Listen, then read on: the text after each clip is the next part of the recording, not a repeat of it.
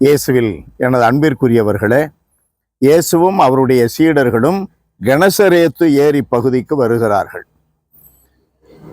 கெனசரேத்து ஏரி பகுதியை அடைந்ததும் அங்கே மக்கள் அவரை இன்னார் என்று கண்டுகொண்டு சுற்றுப்பகுதி எங்கும் ஓடி சென்று இயேசு இருப்பதை அவர்களுக்கு அறிவித்து எல்லா ஊர்களிலிருந்தும் அவரை தேடி வருகிறார்கள்.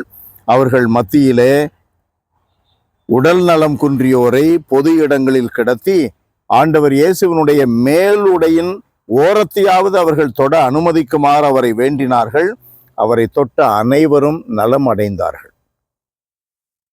அன்பிற்குரியவர்களே, நாம் இயேசுவோடு மனதால் தங்க ஆரம்பித்து விட்டால், நம்முடைய மனதில் இயேசு தங்க நாம் இடம் கொடுத்து விட்டால் என்ன நடக்கும்?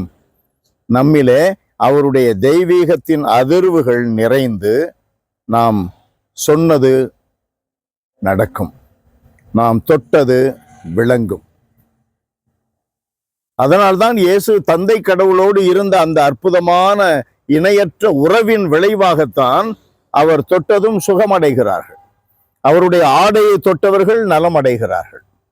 அந்த தெய்வீக தந்தை கடவுளுடைய அதிர்வு, பாசிட்டிவ் வைப்ரேஷன், தெய்வீக எதிர்மறைக்கு எதிரான தெய்வீக நேர்மறை அதிர்வுகள், the power of positivity.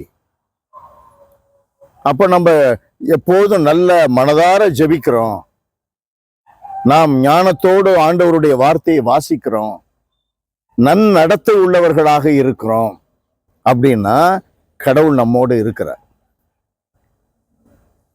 ஆண்டவர் இயேசுவே நமக்கு சொல்லிக் கொடுப்பது என்ன? என்னுடன் தங்கி இருங்கள், stay in my love, abide in my love. ஆண்டவருடைய அன்பிலே நிலைத்திருப்பது எப்படி? நம்முடைய வாழ்க்கை, நம்முடைய செயல், நம்முடைய சிந்தனை அனைத்தும் அவருக்கு சொந்தமானதாக இருக்க வேண்டும், அவரை சார்ந்ததாக இருக்க வேண்டும், ஆண்டவரை சார்ந்ததாக இருக்க வேண்டும். அதற்கு மாடல் யாரு? இயேசு தந்தையை சார்ந்து இருந்தார். தந்தையை சார்ந்து இருந்தார். எப்போதும் ஜெபிக்க செல்லுகிறார், எப்போதும் ஆலயத்திற்கு செல்லுகிறார், எப்பொழுதும் தந்தை கடவுளிடம் வேண்டுகிறார். வானத்தை அண்ணாந்து பார்த்து அவர்களுக்கு கூறுகிறார். கற்பிப்பது அங்கிருந்து வருகிறது. இவர் வழியாகத்தான் தந்தை கடவுள் சொல்வதெல்லாம் உலகத்தை சேர்ந்து நிலைக்கிறது. அப்ப நம்ம நிலைக்கணும், நம்முடைய கற்பனைகள் நிலைக்கணும் அப்படின்னா அவருடைய கற்பனைகளை நாம் சார்ந்து இருக்க வேண்டும்.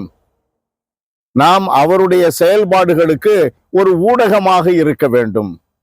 அதை நாம் தெரிந்து கொண்டால் போதும். இந்த வாழ்க்கையின் வெற்றிக்கு ரகசியம் என்ன என்று தெரிந்து கொண்டால் போதும், நம்முடைய வாழ்க்கை ஆண்டவரோடு இருக்கும்.